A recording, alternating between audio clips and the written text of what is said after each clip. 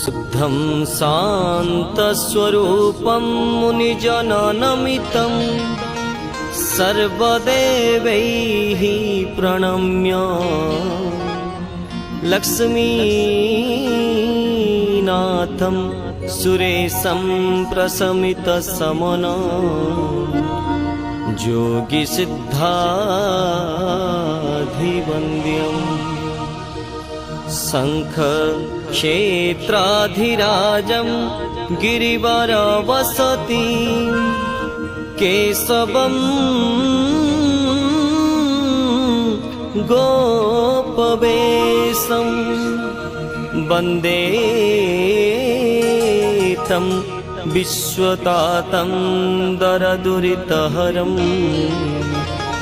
श्रीजगन्नाथदेवम्।